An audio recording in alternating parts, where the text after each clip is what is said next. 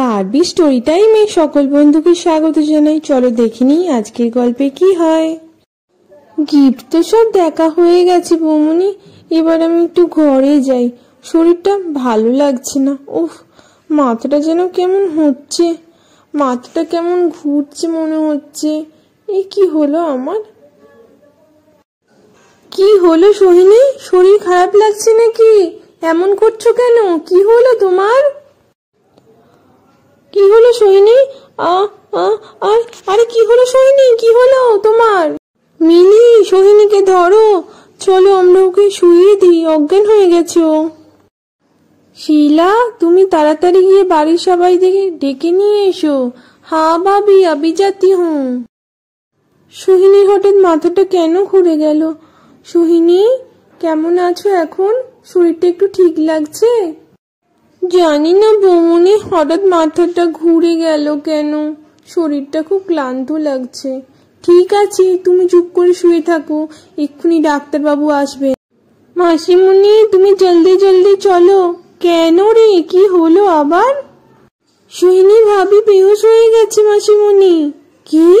মেজো বৌমা অজ্ঞান হয়ে গেছে? চল যাই দেখি কি হলো আবার। জলদি জলদি চলো, চল চল। মেজো বৌমা, ও মেজো বৌমা, এখন শরীর কেমন লাগছে? বিয়ে বাড়িতে খাওয়া দাওয়া করে কি গ্যাস অম্বল বেশি হয়ে গেল, মাথাটা ঘুরে গেল? আমার ছোট ছেলেটাও বেরিয়ে গেল, আর এখন এই ভর দুপুর বেলা ডাক্তার কোথায় পাবো? কিন্তু তোমার শরীরটা খারাপ, ডাক্তার তো না দেখালেই নয়। রজনী কোথায় গেল? মিলির বন্ধু রজনী তো ডাক্তারি পড়ছিল শুনলাম। ও যদি একটু দেখে দিত মেজো বৌমাকে তাহলে খুব ভালো হতো। শিলা, তুই মিলিকে বল রজনীকে খবর দিতে, রজনী যেন একবার মেজো বৌমাকে এসে দেখে যায়। ও মা, আমি এখন ঠিক আছি, ডাক্তার ডাকতে হবে না। তুমি একদম বেশি কথা বলো না মেজো বৌমা, ডাক্তারকে এসে দেখে যেতেই হবে। কেন তোমার শরীরটা খারাপ হলো এত? কি হয়েছে মা? শুনলাম সোহিনী নাকি অজ্ঞান হয়ে গিয়েছিল। সোহিনী ঠিক মতো নিজে খেয়াল রাখবে না? দেখো কেমন শরীরটা খারাপ হয়ে গেল হঠাৎ। তোর ভাই তো বেরিয়ে গেছে, এখন রজনী রয়েছে, রজনীকে দিয়ে একবার বৌমাকে চেক আপ করিয়ে নিতে হবে। সোহিনী, এখন কেমন লাগছে শরীরটা? আমি ঠিক আছি গো, এত চিন্তা করতে হবে না আমায় নিয়ে। রজনী, তুমি এসেছো মা? একটু তাড়াতাড়ি চলো, মেজো বৌমাকে একটু দেখে দাও, ও অজ্ঞান হয়ে গিয়েছিল। মেজো বৌমনি অজ্ঞান হয়ে গিয়েছিল? কিন্তু কাকিমা, মিলির দাদা তো রয়েছে, ও তো ডাক্তার, আমি তো এখনো স্টুডেন্ট, আমি কি করে দেখব? আরে রজনী, দাদা ভাই তো সেই সকালে বেরিয়ে গেছে, তুই দেখে দে মেজো বৌমনিকে। তুমি ঠিক পারবে মা, চলো চলো, বৌমাকে দেখে দাও, চলো। হ্যাঁ চলুন কাকিমা, আমি চেষ্টা করব দেখে দেওয়ার। হ্যাঁ হ্যাঁ, তুমি পারবে, চলো। তুই ঠিক পারবি রজনী, এত চিন্তা করছিস কেন? ঠিক আছে, আমি চেষ্টা করছি বৌমনিকে ট্রিটমেন্ট করার। এসো রজনী। সোহিনী সকাল থেকে শরীরটা ভালো লাগছিল না, তারপর হঠাৎ মাথা ঘুরে পড়ে গেল। ঠিক আছে বৌমনি, আমি দেখছি, তোমরা সবাই একটু সরে যাও। হ্যাঁ হ্যাঁ রজনী, তুমি দেখো, আমরা সরে যাচ্ছি। মেজো বৌমনি, শরীরটা এখন কেমন লাগছে? আমি এখন ঠিক আছি, দেখো না সবাই তোমাকে বিরক্ত করছে। ও বৌমনি, এত তুমি ভেবো না, আমিও তো ডাক্তারি স্টুডেন্ট। তুমি অজ্ঞান হয়ে গেছিলে, তোমাকে দেখা উচিত। তুমি এবার তাড়াতাড়ি নিঃশ্বাসটা জোরে জোরে নাও তো দেখি।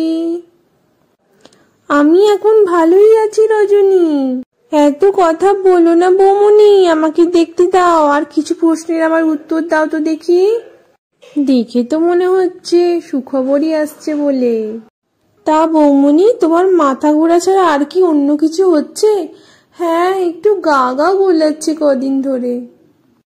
কতদিন ধরে গা গোলাচ্ছে? এই কিছুদিন ধরে। মনে হচ্ছে সুখবর আসছে বৌমনি। তাই? তুমি সত্যি বলছো রজনী? আমার তো তাই মনে হচ্ছে, তবে বাইরে থেকে একবার টেস্ট করিয়ে নাও। সুখবর আসছে কাকিমা, বলেই মনে হচ্ছে আমার, তবে বাইরে থেকে একবার ডাক্তার দেখিয়ে চেক আপ করে নেওয়া ভালো। আমি তো এখন স্টুডেন্ট, তবে আমার মনে হচ্ছে সুখবর আসছে আপনাদের বাড়িতে। সত্যি মা, সুখবর আসছে? তোমার কথাই যেন সত্যি হয়। তাড়াতাড়ি মেজ বৌমাকে ডাক্তারের কাছে নিয়ে যাব আমরা। তবে এই যে কি খুশির খবর, মুনমুনের শুভ পা পড়তেই আমাদের বাড়িতে সুখবর এসে গেল। দেখো মেজ বৌমা কি বলছে রজনী, আসছে আমাদের বাড়িতে ছোট্ট ছোট্ট সোনা। কি রে মিলি, তোর মেজদা ভাইকে খবরটা শোনা। কি রে মিলি, মিষ্টি নিয়ে আয়, রজনীকে খাওয়া। এত বড় একটা খুশির খবর দিল আমাদের। খুব সাবধানে থাকতে হবে বৌমনি, কিন্তু ভারী কাজ করবে না। আর যে আসছে তার জন্য কিন্তু পুষ্টিকর খাবার খেতে হবে। নিশ্চয়ই রজনী, আমি ঠিক খেয়াল রাখবো নিজের তো খেয়াল রাখতেই হবে, তবেই তো বাচ্চা সুস্বাস্থ্যবান হবে। তোমাকে অনেক ধন্যবাদ রজনী খুশির খবর দেওয়ার জন্য। বৌমনি, এটা তো আমার কর্তব্য। কি রে মিলি, তাহলে পিসি হতে চলেছিস তুই? তোর তো বিশাল ব্যাপার। হ্যাঁ রে, ছোট বাচ্চা আসলে বাড়িতে খুব মজা হয়। আমি এখন আসছি কাকিমা, দুদিনের জন্য ছুটি নিয়ে এসেছিলাম বিয়ে বাড়ির জন্য।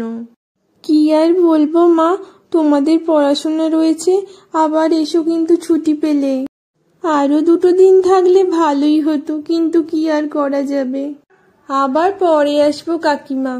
ছুটি পেলে কিন্তু আবার আসবি রজনী আমাদের বাড়িতে। হ্যাঁ মা, ছুটি পেলে আবার আসবে। বহুত বাড়িয়া খুশখবরি দিয়েছি সোহিনী ভাবি আজ। কি মিলি বল? হ্যাঁ রে, খুব খুশির খবর আজ আমাদের বাড়িতে। তো বন্ধুরা, আজকের গল্পটা এখানেই শেষ করলাম। গল্পের পরবর্তী পর্ব দেখতে অবশ্যই আমাদের চ্যানেলটা লাইক আর সাবস্ক্রাইব করতে ভুলো না। টাটা।